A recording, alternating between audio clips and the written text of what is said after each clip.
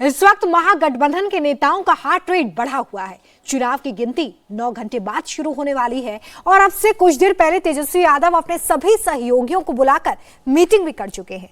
बिहार के अलग अलग जिलों के डीएम को धमकाया जा रहा है। कहा जा रहा है कि अफसर किसी तरह की गड़बड़ी करने की कोशिश ना करें। क्या ये आने वाले रुझान का सिग्नल है? एग्जिट पोल ने जो आंकड़े दिखाए क्या वही सही होंगे या फिर तेजस्वी यादव का कोई नया कैलकुलेशन शुरू होगा? आज बिहार के किसी नेता को नींद नहीं आने वाली है। आज सच में बिहार के लिए कयामत की रात है। देखिए रिपोर्ट। बिहार में एनडीए और महागठबंधन का फाइनल स्कोर क्या होगा?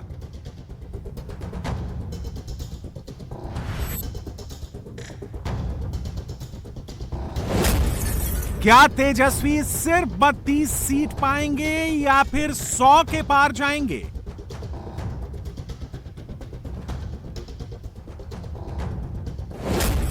क्या मोदी नीतीश की जोड़ी 120 सीट पर रुक जाएगी या 180 तक जाएगी?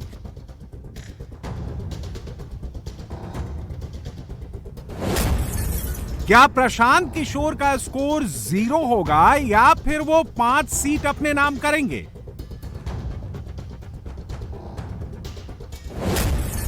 सीमांचल में ओवैसी का पेच कट जाएगा या ओवैसी 4 सीटों पर पतंग उड़ा लेंगे? अब से कुछ घंटे बाद बिहार का फाइनल स्कोर आने वाला है। नीतीश कुमार, तेजस्वी यादव, प्रशांत किशोर, असदुद्दीन ओवैसी सबकी धड़कनें बढ़ी हुई हैं और उससे पहले नेताओं के दावे शुरू हो गए हैं। सबसे पहले तेजस्वी यादव को सुन लीजिए। तेजस्वी कह रहे हैं नो इफ नो बट, इस बार बदलाव तय है। आप कह सकते हैं कि 95 का जो चुनाव का जो फीडबैक था उससे भी बेहतर फीडबैक हम लोगों को इस बार जो है मिला है। सभी लोगों ने भारी मतदान करके इस सरकार के खिलाफ वोट किया है और इस बार बदलाव जो है होने जा रहा है। कहीं इफ एंड बट की भी गुंजाइश नहीं रह गई है। जो फीडबैक हम लोगों को मिल रहे हैं, भाजपा और एनडीए के पसीने छूट रहे हैं। बिहार में इस बार नीतीश सरकार की वापसी होगी या फिर तेजस्वी बाजी मार ले जाएंगे? इसे लेकर अभी तक कई एग्जिट पोल्स सामने आ चुके हैं। सबके आंकड़े अलग अलग हैं, लेकिन करीब करीब सारे एग्जिट पोल्स एक ही बात की तरफ इशारा कर रहे हैं कि एनडीए सरकार की वापसी तय है। ऐसा क्यों कहा जा रहा है? आपके सामने कुछ एग्जिट पोल्स के डेटा रख देते हैं। सबसे पहले आपको इंडिया टीवी मैट्राइज का एग्जिट पोल दिखाते हैं। इंडिया टीवी मैट्राइज के एग्जिट पोल में एनडीए को बिहार में लैंडस्लाइड विक्ट्री मिलती हुई दिख रही है। बिहार की कुल 243 सीटों में से एनडीए को 147 से 167 सीटें मिलने का अनुमान जताया गया है। यानी बिहार में एक बार फिर जबरदस्त मेजॉरिटी के साथ एनडीए की सरकार बनती दिख रही है। महागठबंधन की बात करें तो वो 70 से 90 सीटों के बीच सिमटता हुआ दिख रहा है, जबकि अन्य के हिस्से में 2 से 8 सीटें जाने का अनुमान लगाया गया है। इसी तरह एक्सिस माई इंडिया के मुताबिक भी बिहार में नीतीश कुमार फिर से सरकार बनाएंगे। एक्सिस माई इंडिया के एग्जिट पोल में बिहार की 243 असेंबली सीटों में से एनडीए को 121 से 141 सीट मिलती दिख रही है, जबकि महागठबंधन के खाते में 98 से 118 सीट का अनुमान जताया गया है। इस एग्जिट पोल में प्रशांत किशोर की पार्टी को इंपैक्ट छोड़ती हुई नहीं दिख रही है। जन स्वराज को मैक्सिमम 2 सीटें मिल सकती हैं, जबकि इंडिपेंडेंट और दूसरी छोटी पार्टियों के खाते में 1 से 5 सीटें आ सकती हैं। जिस तरह से टाइगर के अस्तित्व पर तरह तरह के सवाल खड़े किए जा रहे थे, करारा जवाब नीतीश कुमार जी ने अपने नेतृत्व की अनोखी शैली से दे दिया है। पूरे बिहार का जो जन समर्थन है वो नीतीश कुमार जी के चेहरे को आशीर्वाद के तौर पर हम देख रहे हैं। एक प्रचंड जनादेश नीतीश कुमार जी के नेतृत्व में अगली एनडीए सरकार के लिए मिल चुका है। जनता ने अपना आशीर्वाद दे दिया है। नई सरकार एक बार फिर नीतीश कुमार जी के नेतृत्व में एनडीए की बनने जा रही है। सीएनएक्स के एग्जिट पोल ने तो बिहार की सियासत में हलचल मचा दी है। इस एग्जिट पोल के मुताबिक एनडीए को 150 से 170 सीटों तक की बड़ी जीत मिल सकती है, जबकि महागठबंधन को सिर्फ 70 से 90 सीटों पर सिमटने का अनुमान है। इस सर्वे के मुताबिक जनसुराज पार्टी को 0 से 2 और अन्य दलों को 1 से 3 सीटें मिलने की संभावना जताई गई है। टुडेज चाणक्य का एग्जिट पोल भी इसी के आसपास नंबर्स दे रहा है। टुडेज चाणक्य के एग्जिट पोल में एनडीए को 148 से 172 सीट मिलने का अनुमान है, वहीं महागठबंधन को 65 से 89 सीट मिलने का अनुमान व्यक्त किया गया है। इस सर्वे में अन्य दलों को 3 से 9 सीट मिलती दिख रही है। एक और एग्जिट पोल देख लीजिए, यह सर्वे वोट वाइब ने किया है। वोट वाइब का एग्जिट पोल कहता है कि एनडीए को 135 सीटें मिल सकती हैं, जबकि महागठबंधन के खाते में 105 सीटें आ सकती हैं। इस सर्वे के मुताबिक जनसुराज को 1 सीट और अन्य को 2 सीटें मिलने का अनुमान है। इन सभी एग्जिट पोल्स के आने के बाद बिहार में एक बार फिर नीतीश कुमार का जलवा नजर आने लगा है। पटना में पोस्टर लग गए हैं, टाइगर अभी जिंदा है। अपने समर्थकों के लिए, अपने चाहने वालों के लिए, अपने वोटर्स के लिए नीतीश कुमार क्या हैं और क्या मायने रखते हैं, वो आपको ये पोस्टर बताएगा। पटना में जेडीयू दफ्तर के बाहर ये पोस्टर लगाया गया और उसमें साफ लिखा गया है कि टाइगर अभी जिंदा है, यानी कि जो संशय की स्थिति विपक्षी पार्टियों द्वारा बनाई जा रही थी उसे जेडीयू के नेताओं कार्यकर्ताओं द्वारा साफ किया जा रहा है। ये पोस्टर लगा के, पोस्टर पर मैसेजिंग भी है, मैसेज भी लिखा गया है कि दलित, महादलित, पिछड़ा, अति पिछड़ा, सवर्ण, अल्पसंख्यक के संरक्षक टाइगर अभी जिंदा है। और जिन शख्स ने पोस्टर लगाया, रंजीत सिन्हा, उनकी तस्वीर भी है।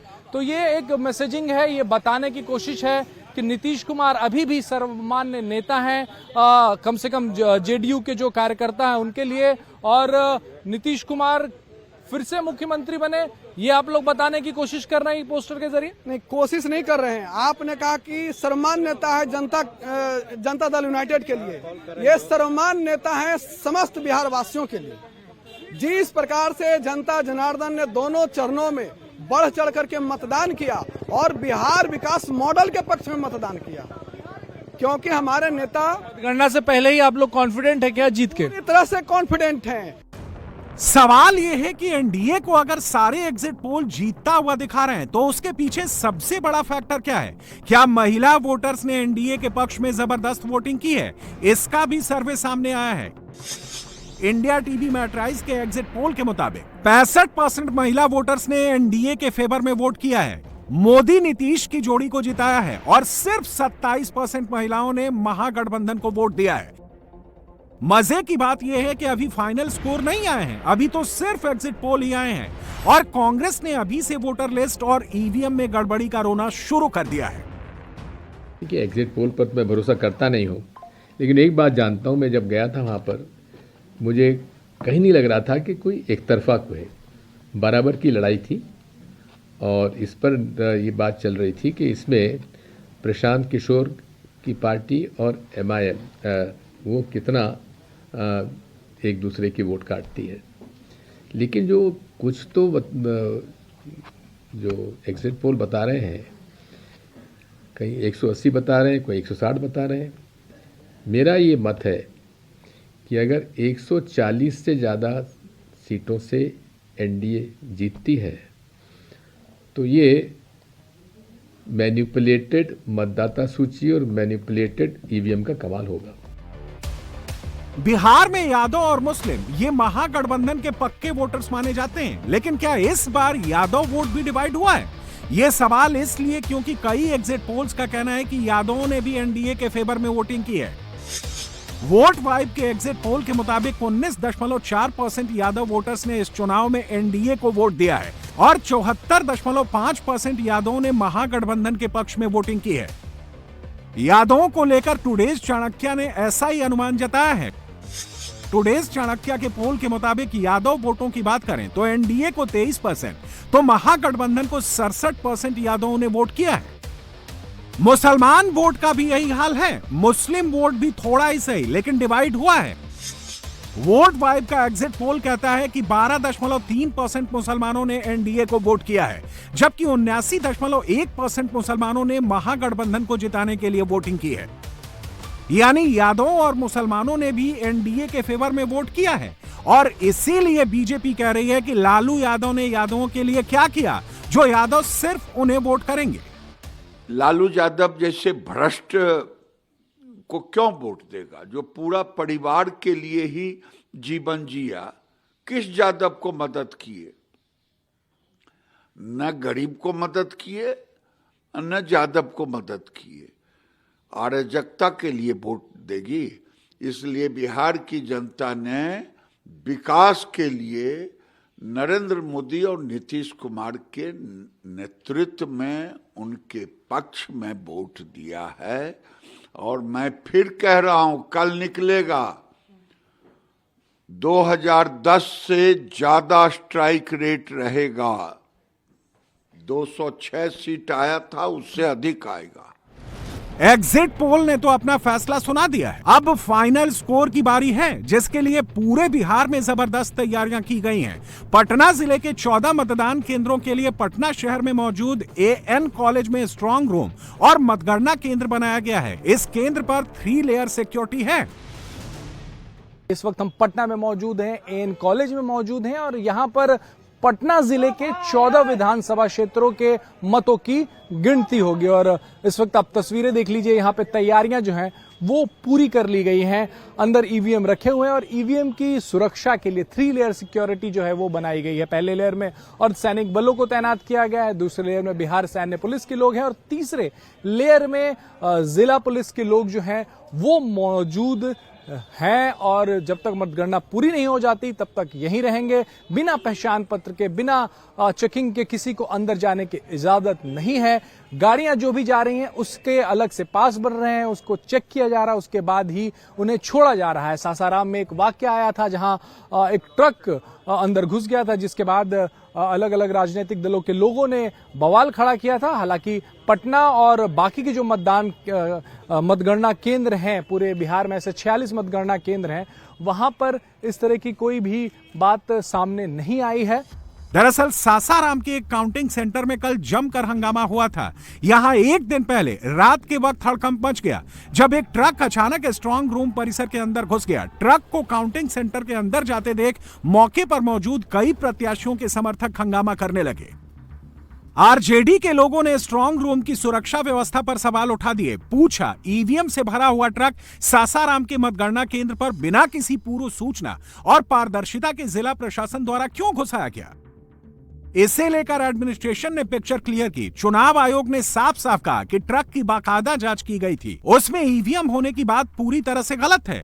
सारे अभ्यर्थियों के समक्ष ये स्पष्ट हो गया कि जो ईवीएम से भरा हुआ ट्रक घुसने की जो सूचना थी वो असत्य था और इस तरह का कोई मतलब अफवाह जो है ना उड़ाया जाए, क्योंकि स्थिति बहुत ही अभी संवेदनशील है। कल हमारी काउंटिंग है तो स्थिति वहाँ पे विधि व्यवस्था नियंत्रण के लिए भ्रामक अफवाहों का खंडन करने के लिए प्रेस वार्ता बुलाया गया।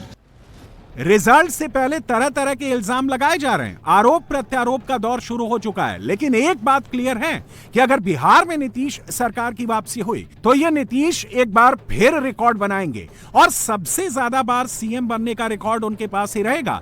अब तक वो 9 बार सीएम पद की शपथ ले चुके हैं और इस बार वो 10वीं बार मुख्यमंत्री पद की शपथ लेंगे।